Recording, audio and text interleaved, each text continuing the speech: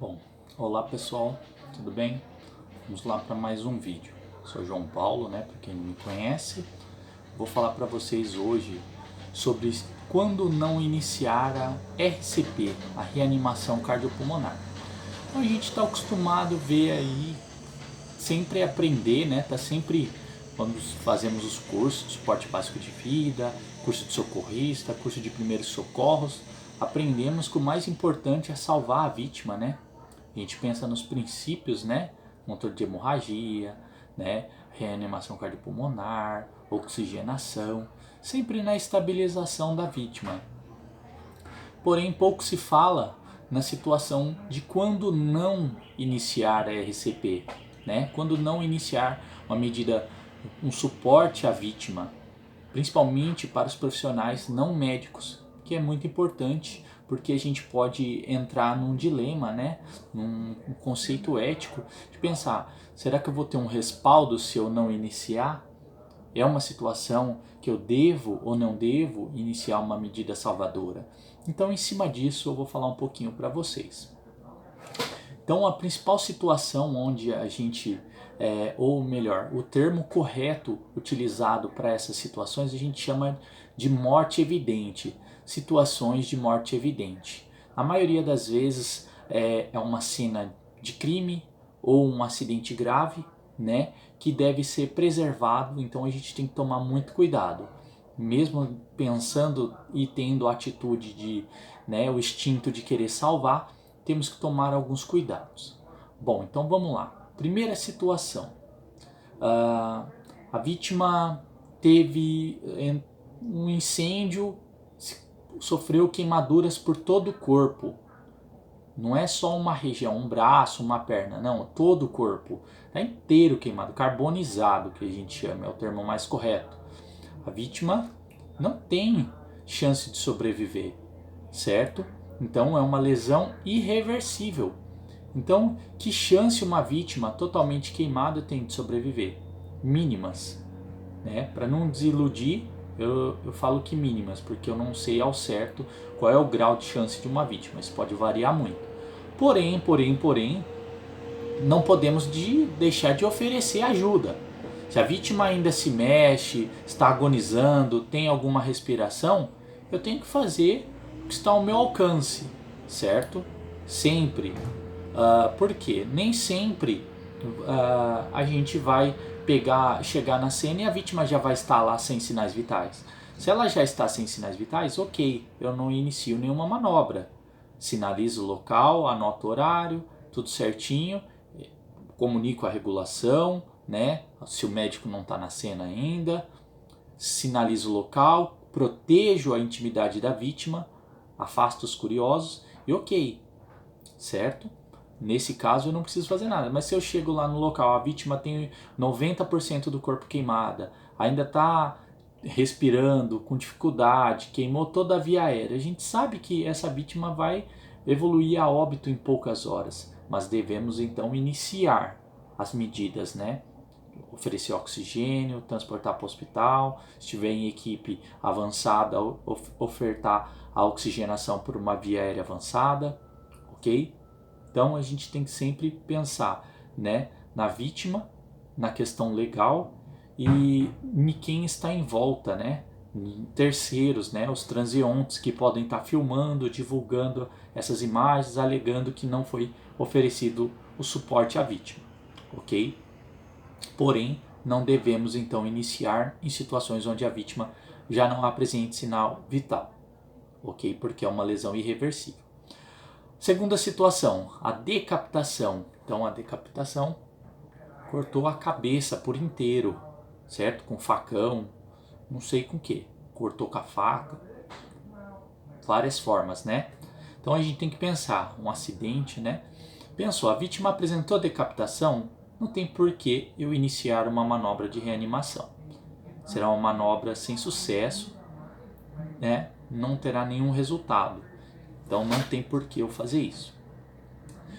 Outra situação é a segmentação do corpo. A segmentação do corpo é quando eu tenho um acidente, uma situação traumática muito grave, um acidente de moto, um acidente automobilístico, onde a vítima é cortada ao meio, né, na linha da barriga, acima da cintura. Essa lesão é uma lesão irreversível, muito grave, certo? E não tenho porquê eu, vamos dizer, iniciar uma RCP numa vítima que não tenha sinal vital, certo? Mas e se eu chegar na cena ou eu presenciar um acidente, a vítima sofreu um acidente de moto e ela está se arrastando pela cena? Está viva, está consciente, com pulso e respiração. Sim, eu devo oferecer ajuda, vou acompanhar essa vítima, vou atender, fazer o possível ali.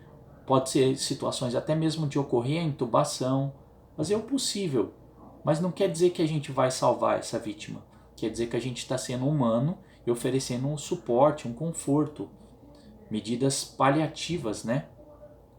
Porque a gente sabe que essa vítima perdeu órgãos, ela não tem condição de sobreviver, ok? Tem uma situação, algum tempo atrás, um rapaz sofreu um acidente de moto e ocorreu a decapitação, a segmentação do corpo.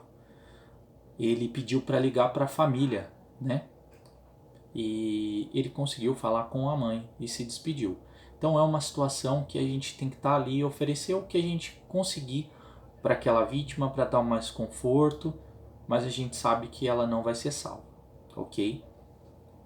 Outra situação, decomposição do corpo, vítima em estado de decomposição. Se você chega, passar um atendimento ou você sentiu falta, né? Acontece muito de pacientes idosos, pessoas que moram em sítio, às vezes tem um infarto lá, aconteceu alguma coisa e quando alguém vem sentir falta, percebe que essa pessoa não está mais indo aonde ela ia, aí vai lá verificar, essa vítima já está em óbito há 2, 3 dias, às vezes até mais.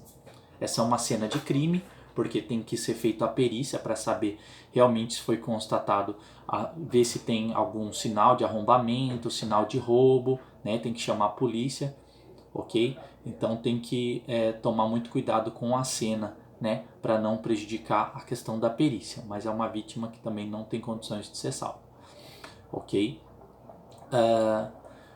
Esmagamento de crânio. Situação de esmagamento de crânio, né? Às vezes a gente fala, a vítima sofreu um acidente de moto, teve perda de massa encefálica. Não é aquela vítima que tem um afundamento de crânio que eu tô vendo no cérebro. Não é essa. Essa vítima pode ser salva. Pode ter sequelas, mas pode ser salva. Falando aquela situação onde não sobra nada da cabeça. Ou perda de grande área da cabeça. Que grande região, grande extensão. Essa vítima às vezes pode estar com o olho aberto, pode estar respirando agonicamente, né, em gasping. Essa vítima está evoluindo para o óbito, certo? A gente vai fazer a mesma coisa, a humanização, fazer os atendimentos básicos, oferecer oxigênio, talvez entubar, reposição volêmica, controle de hemorragia. Mas a gente sabe que essa vítima em poucas horas vai evoluir para óbito. Ou muitas vezes, esmagamento total, a vítima já não tem mais sinal vital. Então não tem por que a gente reanimar. Exemplo, atropelamento, o ônibus passou em cima da cabeça da vítima. Bateu a cabeça no momento da colisão, perdeu grande área da lesão. Não tem por que eu fazer a reanimação. Se já está nessa situação, sem sinal vital, eu não tenho por que efetuar nenhuma medida. Ok? Outra situação seria o livedo ou rigor mortis. O que é o livedo e o rigor mortis, né? Ou livor também. Rigidez cadavérica, né? O rigor mortis seria quando a vítima está dura. Eu viro ela assim, eu cato na mãozinha dela, para lá e para cá. Ela está com uma rigidez, o corpo, já a musculatura contraiu. Como não tem mais oxigênio, não tem glicose circulante, a musculatura contrai e não relaxa. Para ocorrer o relaxamento é necessário oxigênio e glicose, pessoal. Sabe quando vocês sentem aquela cãibra? Não é a falta de banana, de potássio. Claro, é uma das causas, mas na maioria das vezes é a isquemia, a falta de oxigênio, falta glicose, né? Uma má circulação temporária. Lógico, a hora que você começa a movimentar a perna, ativa a circulação, volta normal, a musculatura relaxa, ok? Só que nesse caso não vai relaxar mais porque o sangue não está circulando e a vítima é um sinal de que a vítima já está em óbito há algum tempo, às vezes 40, uma hora. Isso acontece muito em clínicas e hospitais. Às vezes você chama lá, vai lá fazer o atendimento, chega lá, a vítima já está durinha. Significa que esse paciente morreu durante a noite, dormindo. Quando for perceber, já estava em óbito. E tem uma situação que não caracteriza como morte evidente, mas a gente vai em alguns momentos presenciar, que é situações de ferimento por arma branca, faca, pedaço de pau, algum instrumento que foi utilizado para matar uma pessoa, e ferimento por arma de fogo, a FAB por FAB, arma branca, ferimento por arma branca, e FAF, FAF, ferimento por arma de fogo, um revólver, uma espingarda, qualquer tipo de arma que é considerado arma de fogo. Essas cenas também devem tomar muito cuidado. Se a vítima já está em óbito e não tem condições de sobreviver, ou sinalizar a cena, cobrir a vítima, né? Sempre proteger a intimidade da vítima. E chamar a polícia e a perícia científica, porque pode ser uma cena de crime, ok? Então isso são algumas situações onde a gente não deve iniciar RCP. Atualmente a gente tem ouvido muito o termo pacientes paliativos, cuidados paliativos. E em muitas situações a gente vai se defrontar com essa questão. Você chega na casa, a família fala, não precisa fazer nada porque ele é um paciente paliativo. Aí você fala, mas como assim? Então por que vocês chamaram a ambulância?